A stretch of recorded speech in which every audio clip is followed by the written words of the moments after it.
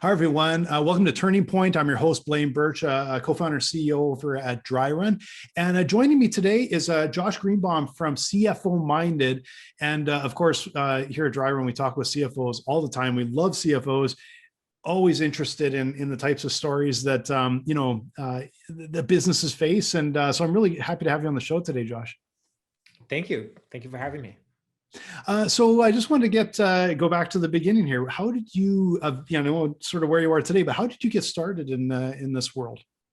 I really got started from a place of loving small business. I tell the story that I had your typical college job, and that really made me fall in love and connect the accounting side of the world to the business side of the world, and really seeing the value that it provides and all that stuff that all of us accountants know. And, that really led me to a place of wanting just more exposure. And therefore, I started at PricewaterhouseCoopers, and I felt like that was the best place. And it was a wonderful place to start because of that exposure, the professionalism, and really allowed me to sort of tap into all the different things that accounting can do, and gave me great exposure that way. Yeah, I So would suppose like I'm not an accountant by trade, but I imagine with a larger firm, there's my exposure to larger firms, they have experts on everything around every corner, and I imagine it's quite different than a small firm, I guess. Yeah, completely. And and that was the beauty of it, is that it's so expert driven, it's so technical driven. And I think it is really important to do that, because it really teaches you to cross your T's and dot your I's, and do things right and do things well. And to start in that environment, I think it was wonderful, because ultimately where it led me was right back to small business. And the best part of small business is you get to really act and operate like an entrepreneur, and you have to be scrappy. You have to think about the business first, and some of that technical goes by the wayside, and the accounting and the finance and the cash flow and all these elements are really still at the core of the business, and are maybe more important than any other business.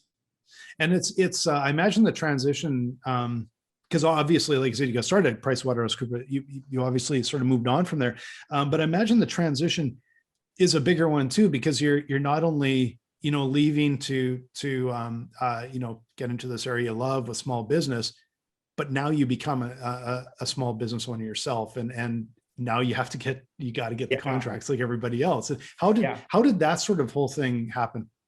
So it started very organically. I had a client while at a CPA firm that was looking to, they were growing. They were kind of growing a bit more than what the outsourced solution the firm could provide. So I decided to join them full time, which was a substantial pay cut for me. But in looking at the opportunity, they also didn't really need a full-time, quote unquote, CFO. So it was my opportunity to take a bit of a leap where I would take a pay cut, which in itself was not fun. But on the other side of that, it provided a great base for me to start consulting. And I had a very transparent conversation with them of, hey, I got it. I'm in. You have me 100%. And I need to also make up my income. So long as I had the freedom and flexibility, then we're all good here. And so that was really the starting point. Again, like, there wasn't intention of starting your typical business. I wasn't creating a business plan, knowing exactly what I was doing. It was a little kind of tripping over my own feet and learning on the fly. Well, I do like to hear that, because an accountant coming from PricewaterhouseCoopers, turns out you do it the same way the rest of us did. You just kind of dive in, stumble along, and learn as you go. And that's a bit gratifying to hear. Now, you had the knowledge and education that I think a lot of us probably didn't. So that's a big help, I'm sure, on your side. But you would think, but I laugh these days that they offer entrepreneurship degrees in college and university, because entrepreneur to entrepreneur here, like, you can't teach this. No. And quite frankly, I don't even know that you could be successful unless you've been burned and fall on your face. Because there's so much internal grit. There's so much of self-discovery. It's like the therapy side of business that you really Yeah. have to get yourself whole as a person and go along that path to really succeed and find yourself. It's that grit you talk about is one of the universal things that you see in entrepreneurs is they generally have like a never quit not even attitude. It's just at their core, right? Yeah. It's interesting because like, yeah, taking training entrepreneurship or like a degree, that's probably a little bit of interesting stuff, but they probably better off saying, okay, here's how you're going to do it. Take your tuition, go start a business and check in with us once every month, Yeah. and learn on your own, because you can teach a lot of this, but it's hard until you have to experience it. You have to go through it. And there's, you'll never cover all the variables. Right. Well, you'll never learn how to respond when someone says no, thank you. Thank you for the thank you for the engagement letter. Thank you for the proposal. I'm going to go with somebody else. Like Yeah. that, no one can teach you that, and no one can teach you how to respond to that. No one can really teach you. You can theoretically understand the idea of, oh, not everyone's a right fit. Yeah. But until you're really faced with that, into on either side, for a potential client to say no to you, or to me, the even more bold position for you to say to a potential client, I'm not the right fit for you. Yeah. Let me make an introduction to somebody else, or good luck on your journey. No one can teach that. I mean, that really No. comes from again, like a good grounded place. And, to speak from that entrepreneurial lens of just knowing your lane and being really clear on what am I good at? What am I not good at? Because if I engage in something that I'm not good at, then I'm not going to succeed, and I'm not going to deliver good value. I'm not Yeah. going to get any referrals from this person. And it's probably going to be a sour experience for everybody. Yeah. And it's one of the hardest things I think for young entrepreneurs to learn is that, to like pick that lane where you're good and stick Yeah. there. And Yeah. it's the first thing is, well, no, I have to do everything under the sun, anything for a buck while you get going. Until I get going, later you start to realize, no, like you want to be the best at something, and that's what's going to sell, and that's how you build a reputation. And it's Yeah. you have to experience it to get the courage, I think, sometimes to do that and turn work away that isn't a good fit. Yeah, you do. I mean, I definitely was there, and I made some poor decisions, which, I say that almost tongue in cheek because I'm happy where I am. So maybe it was the right decision, but making those decisions that are a little off center from where you want to be can take years to pull yourself out of. I mean, for me Yeah. specifically, I found it quickly easy to find little bookkeeping engagements for myself. And, you go back to that original place that I was and how I was setting up that, oh, I'm just trying to make up my income. So in my mind, Yeah. well, if I find a little company that just needs a little bit of help, $500 a month, cool, $6,000 is not going to take a lot of my time. The problem is that you've now benchmarked yourself both from the outside looking in and the internal self-worth of myself, that I'm selling engagements for $500.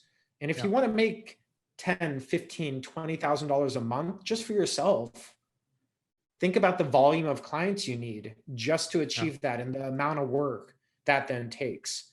Yeah. So as you start on that journey, those early decisions can have a really long lasting negative impact that are hard to change from.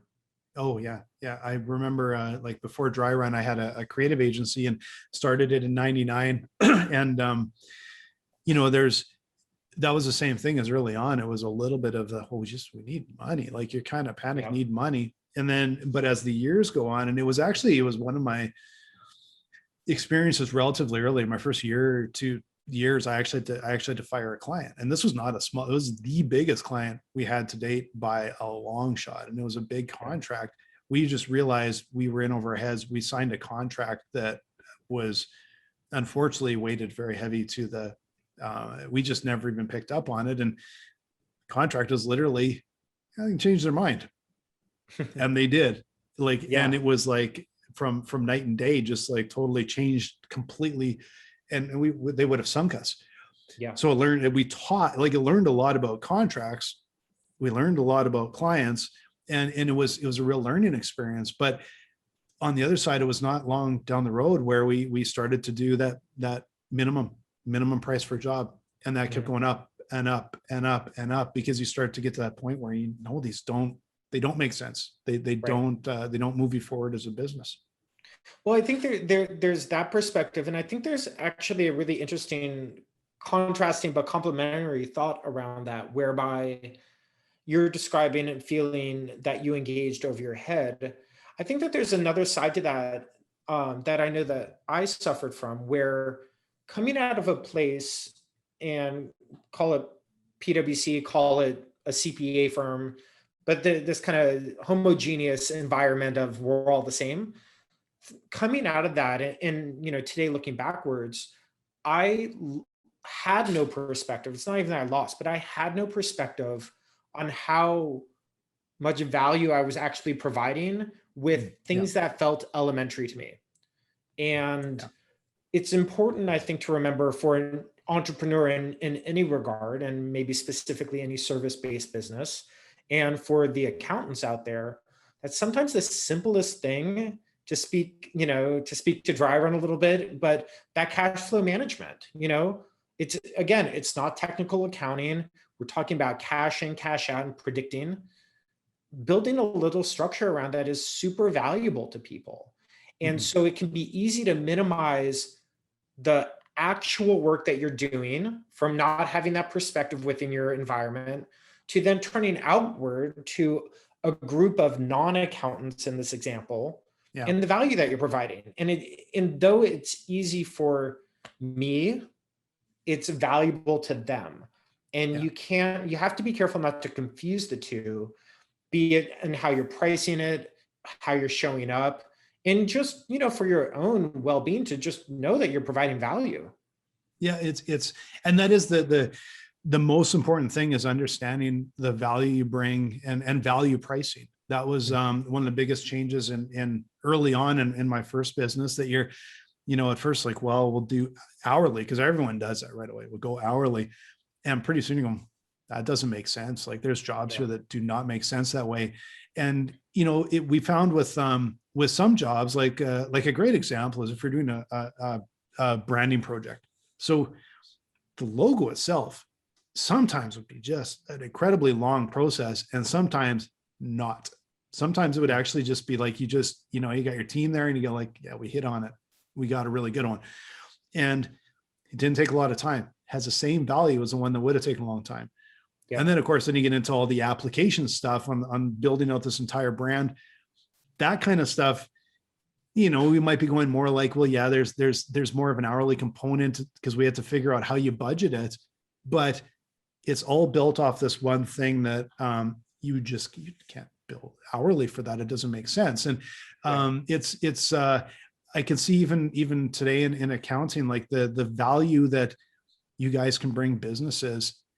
Like I know as a business owner, an entrepreneur, the tax return has to be done.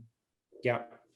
I don't see any value. It's a necessary evil, but information that helps me run my business, value. That is a ton of value. Well, and it's so interesting looking at that hourly model versus a flat rate model or a project-based model, whatever it might be. To me, there's such an ultimate irony that if they're to hire me in-house, I'm going to get a salary. It's a known amount each month. And for that salary, they've written a job description with an actual role, deliverables, and what I'm supposed to be doing. So be it that I'm internal or external, why does it have to be any different? And one of the, at this point, I don't do any hourly work at all. Everything is project-based, retainer-based. And it does a couple things. One, for me, as the business owner, I know how much money I'm making every month, which is so wonderful, because stress melts off your shoulders. Yeah. And, the other thing that it does is it's really allowed me to engage more with my clients. I feel like that hourly model perhaps worked at one point, but now that we're in an age of emails and text messaging and all this stuff, it's just like, well, Blaine, am I supposed to charge you 1/10 of an hour because you sent me a text message? And it's just like, how are you supposed to want to reach out to me? How am I supposed to get anything done if I'm thinking on that unit level? Yeah. And then the whole thing from this hourly billing standpoint falls apart, I think. Yeah. But to really come in and say, let's just get this done, this done, this done. If you have another project, let's talk about it. But this is what I'm going to deliver. And we're going to talk once a week and we're engaged. I'm part of your business. And to me, that's been such a valuable position to sit in. And I think for my clients too. And I think that's as we talk with all sorts of financial professionals, from CPAs and CFOs and bookkeepers and all, and they cross just based on their experience, what they sort of do, right? And we see that sometimes where, especially a traditional accounting firm can struggle a bit with making that move from, I spend 3 hours on this spreadsheet and like it's I'm the clock's going as soon as the phone rings. I don't even think they like that. I don't even think they want to do that. They don't know how to transition. Like, how do you have the conversation with a client to say, this is a better way? Like, how did you do that to sort of say it's a better way? I mean, so the thing that's ultimately funny about the whole scenario is all I want to do is create efficiency. And I'm very explicit that sometimes you win and sometimes I win. And that's all it is. So if I'm going to take that time and build a budget spreadsheet out, and there's going to be a lot of components, and you know what? We're going to trip over it the first 3 months as we're trying to dial it in and get it correct. Yeah. And then now we're at month 4 and it's built. It's good. Now the marketing department's going to input on their side, and the operations team is going to input on their side, and the biz dev team is going to forecast sales. Yeah. And it's now it's easy. And value billing, it doesn't mean that the value is lost just because I spent 12 hours this month and 1 hour next month. Yeah. Yeah, exactly. Quite frankly, again, with the value, you're giving the same thing. And also you've just freed up more time to actually engage in the business more, be more of a CFO, and not be lost in that minutia. And I think that that's really where the conversation is. And that's honestly where the business gets the value too, because early on when you're doing setup and that, they're not getting the information they need. So it is that upfront side, but it's even 2-3 years from now, there's information they need that are going to help make a decision. Incredible amount of value there. Yeah, it's running, and it allows you, like you said, like to free up and have those conversations with them, which is I think it's a new way for a lot of people to do business, but it's the only way that makes sense, right? Well, like flip that over to the business owner side. Like, what do all they want is predictable expenses too. They don't want to get hit with a $1,000 bill this month and a $7,000 bill next month. Like, that's a nightmare. Yeah. It's the worst thing that, and I've experienced it, of course, is, back, this is, 10 or 15 years ago, it's like, here's the box of receipts at the end of the year. Yep. And we had other systems in place. We kind of knew where we were at. It wasn't complete black hole, but there'd be this massive cleanup job, this massive tax job, an enormous bill. And then we would find out 6 months after the fact how we did, but we kind of already sort of knew how we did. And as a business owner, like, there's no value to that. But when I get a quick email or phone call and it's like, hey, did you see this opportunity over?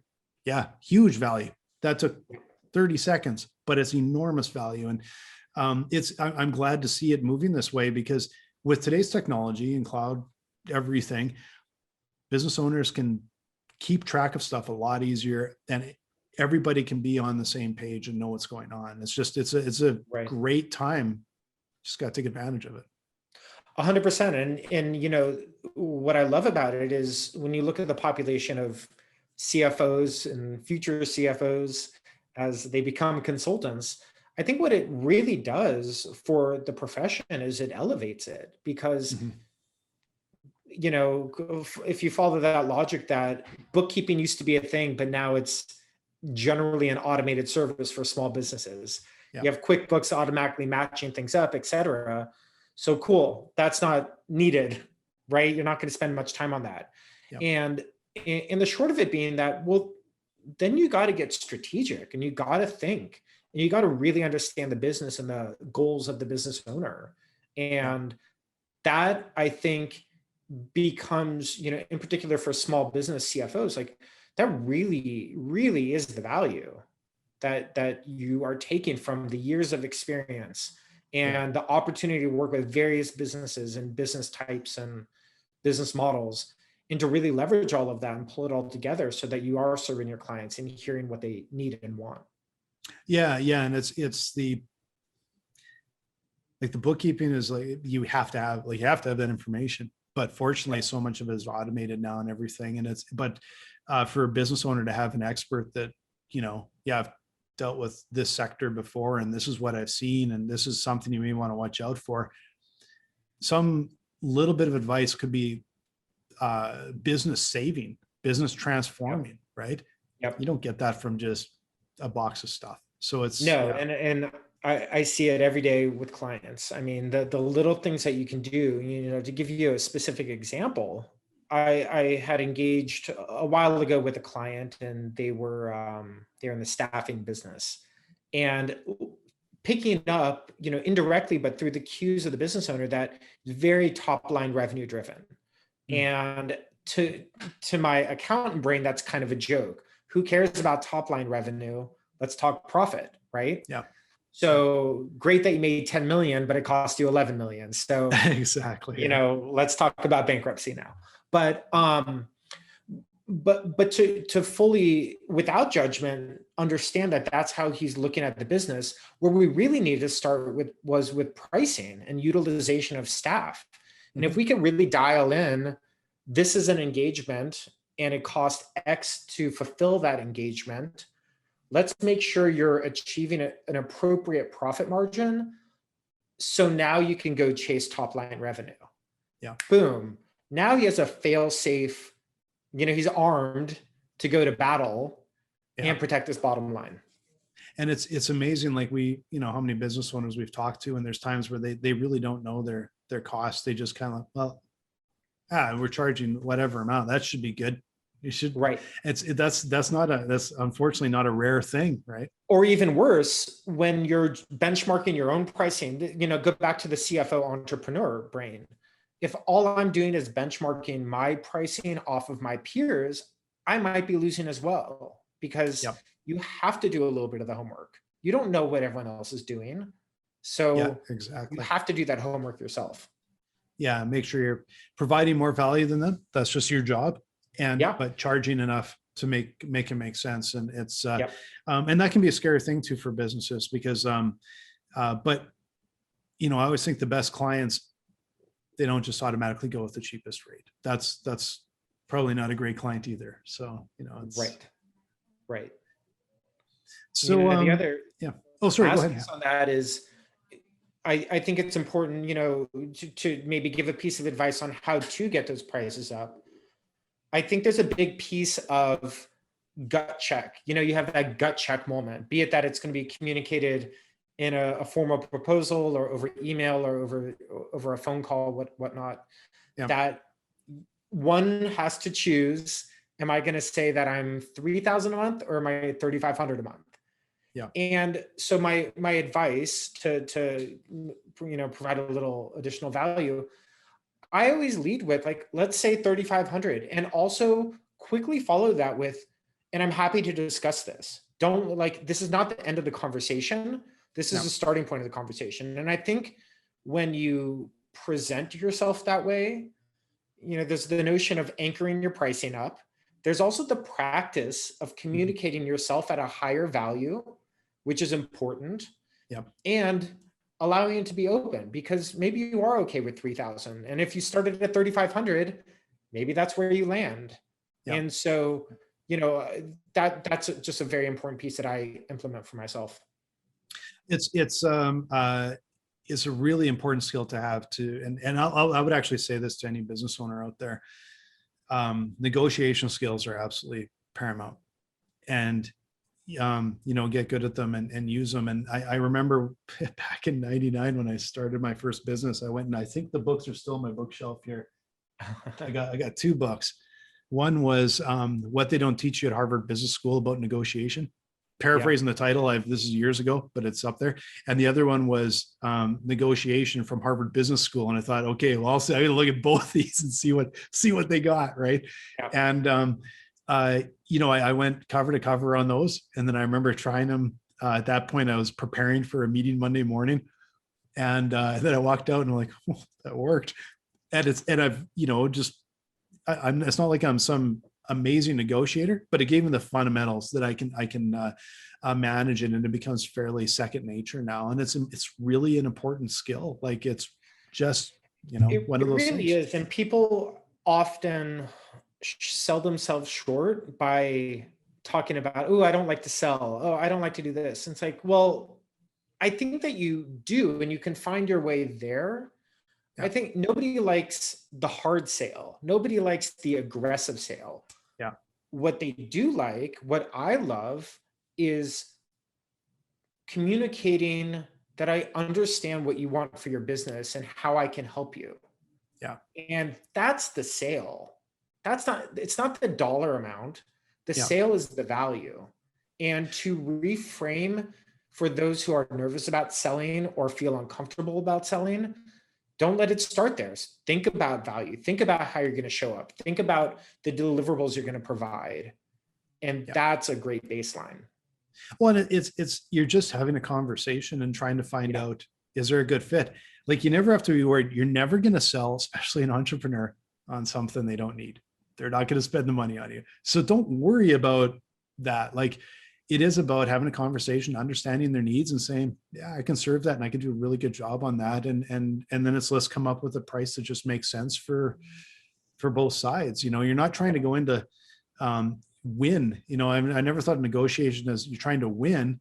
No, you're negotiating, you're trying to come up with what's fair and what works for everybody, and good to go, right? Yep, very much. Yeah. So you, speaking of books, you wrote a book. Yes, I did. Tell me about it. So I wrote a book called Numbers Scare Me and Other Excuses.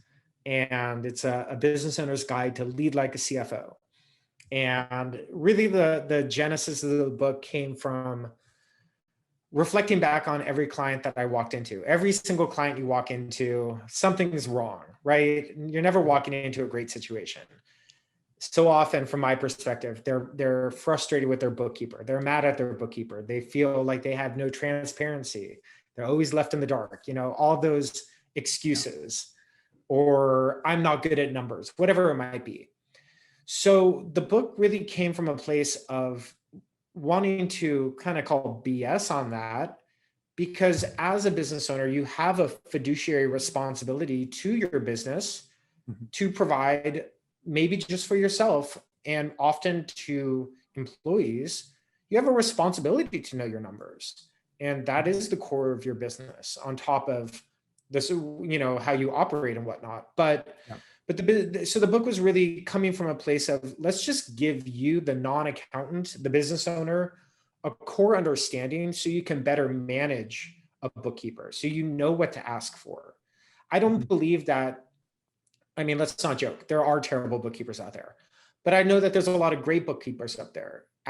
And I think when a business owner can better manage that person and better know what to ask for, and to genuinely engage that person in conversation and ask questions, will provide for a more fruitful relationship and probably get more out of that person, So that's the book, and it's a quick weekend read. Nice. Okay. And where, just quick, where can we find that? If someone wanted to find that book, where would? So it's up on Amazon and available on Kindle and paperback.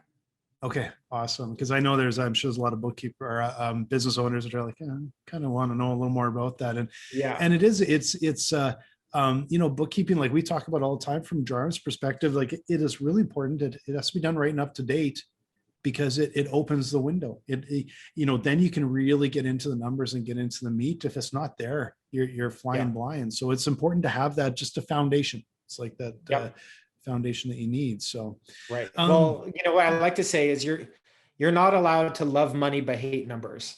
It's a marriage that has to stay together. And Yeah. one would think you're in business to make money. So let's get clear on what's your path to get there.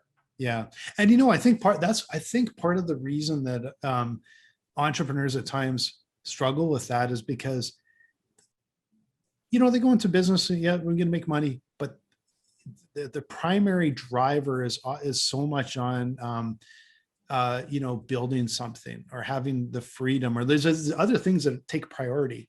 And sometimes it's like the dollars and cents kind of get ignored a little bit, and a little bit of fear, maybe, and a little bit of misunderstanding. But it's odd to hear, but there's entrepreneurs that are like, they just don't think about it. The thing about it though is, and this was a really important lesson for me to learn, but money isn't bad. Money is the vehicle that enables that freedom and enables that creativity. And I mean, speaking creative, like if you are a creative person, and quite frankly, I think CFOs are too, you have to think creatively and strategically. And if you are not sleeping because you're not charging enough and your money's tight, you're going to be tired. You're not going to be as creative. You're not going to provide the value that you should. So money is a really important component of it. And it is what enables you to be great and to continue serving. Yeah. No, I absolutely agree. It's sleepless nights aren't going to help anybody. No. And you do need to be fairly compensated, and it can't be an afterthought. And like, it's like you mentioned, the difference between, revenue. We actually have an article on our website, revenue, profit, and cash flow. And it's just there for business, new business owners to get a handle on it, as they are very different and they're all very important. Yes. But profit and cash flow are oftentimes that's the killer. If you're not one's death by 1,000 cuts, the other's getting hit by a bus, right? Like it's, but they're both, both can be really deadly. So, but, tell me a little bit about, so now you've, I just want to circle back a little bit when you start up your own business and like, what interests you? Who are you, what type of businesses are you serving? What sectors are you really interested in? Yeah. So at the core, I love service-based businesses. I think that there's, I think because I relate really well to it as a service provider myself, and from to speak to like the technical side of things, I feel like I'm very dialed in on what I can provide and the value that I give. So service is definitely number one for me. It's been fun. It showed up as involvement in the music industry as well as digital marketing agencies. So that industry provides a wealth of opportunity. But aside from that, I've gotten involved with live events and music festivals and retail shops, e-commerce, tech companies, and it's fun. I really do enjoy that opportunity to see all these different business models and see the crossover, and not only just the crossover, but to look at how client A did it here and find a nuance that client B can provide. And to me, not focusing just on one industry has allowed me to really just gather so much more interest, experience, information, all of that. Yeah. And you're in Los Angeles, correct? Yes. Yeah. So when you're talking about music events and things like that, they're probably not small, I'm guessing. Like there's some pretty it's a lot of activity going on. I mean, it's been, I think the largest event being 20,000 person capacity, 3-day music festival. So nice. Definitely not your concert in the park. Yeah, and but there's a lot of activity there, I guess. So that would be an interesting place. Yeah, a lot of activity, and I think really more so, and this is more of a global belief that I have, is there's no difference. I mean, it's a little tongue in cheek, but there is no difference between the concert in the park with the lemonade stand and the 20,000 person capacity music festival with concessions and bars. You still have a cost of sales on your concessions. You still have ticketing that you're selling. It's just different scale. And I think that is such an important thing for CFOs to keep in mind, in particular, if you're coming out of a large organization, be it that it's a PwC or just a large private company, whatever it may be, that there's a lot within that that is so applicable to small businesses. It's just a different scale. Yeah, yeah.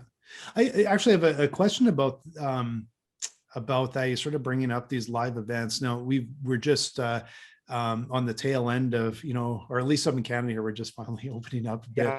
Yeah. Live events will probably return, this summer. We've already seen some that are, they've done the different model. They have little separate tables, and I don't know, is that similar down there, or are people ready to go back to like a big crowd? I think people are definitely ready to go back. I watched a lot of interesting opportunities that clients took where they pivoted to the virtual events, and they found completely new ways to monetize it, which was very interesting. From not only the fact that, though the top line, like to get into the accounting mechanics of it, but the top line was reduced, but also the production cost, not having a full live event, was drastically reduced, whereby you only had to pay artists and some small production versus a venue, security, barricades, etc. So there were opportunities that there was actually more profitability driven off of less revenue.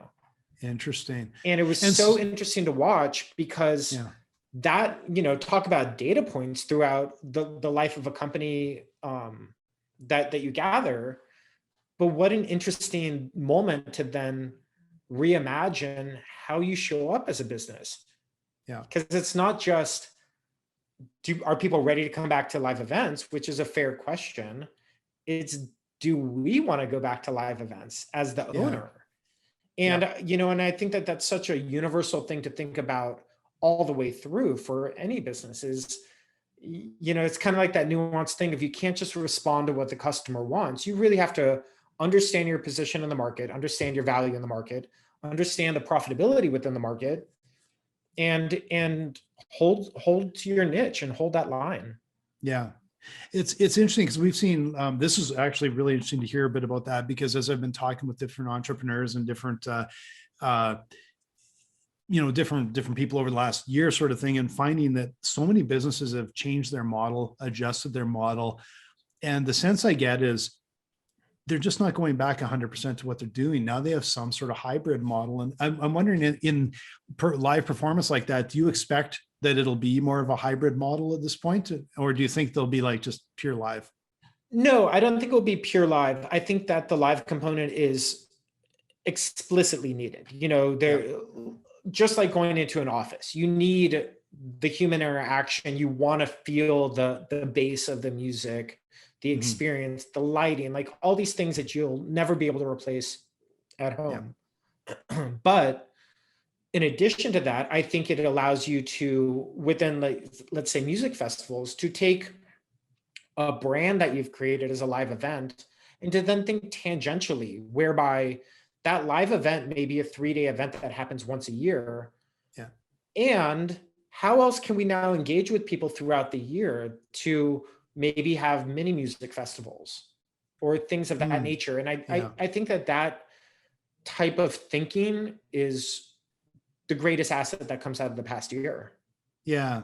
It feels like it's going to be a really interesting world, going forward, that there'll just be this a little bit more of a blended model, and an opportunity to, an opportunity for even small artists to potentially, like, in a way, sell globally, make money globally, even though they might have the lion's share of activity close to home or wherever they're at. And it's pretty fascinating. We've just seen so many different models with service businesses, offering product businesses offering services, and all these interesting mixes. It'll be interesting to see by the time we get to the kind of next summer how some of this stuff is settled in, because we're still coming through some of the pain, right? Coming out of this. So it's exciting though. It's very exciting. Yeah, it is. And it felt less exciting 6 months ago, but now it feels like, there's the world's opening up again, and businesses a lot of them made it through, and some really thrived, and there's still going to be a little pain for some, especially as subsidies end, but there's been a lot of really interesting innovation as well. So Yeah. interesting to see where it goes. Yeah. But this was a really great conversation, Josh. I've probably taken up a big chunk of your afternoon here. But this was a really interesting conversation. I really enjoyed hearing your insight on a lot of these things, and I got to pick your brain on some of the CFO services, which I just was really curious about. Our team always is too. But how can people find you if they want to track you down? Sure. So best way would be cfominded.com, my website. There's also, if you sign up for my mailing list, it's a free first two chapters of my book, free download. I'm on LinkedIn and all the other networks. Terrific. And one more time, the name of the book, just so if they're looking at it. Numbers Scare Me and Other Excuses. Numbers Scare Me and Other Excuses. Okay. Yeah. So that's awesome. That's I'm sure there's gonna be people looking that one up. So well, thanks so much, Josh. I really enjoyed it. And thank you all for listening today and watching. If you're watching it online, again, I'm Blaine Birch, co-founder CEO at Dryrun. If you're looking for some help in cash management, financial modeling, or especially if you're a CFO like Josh or a CPA and you're advising clients, we would love to talk with you and see if maybe we can help you do that. So again, thanks so much, Josh. It was just a terrific conversation. Thank you.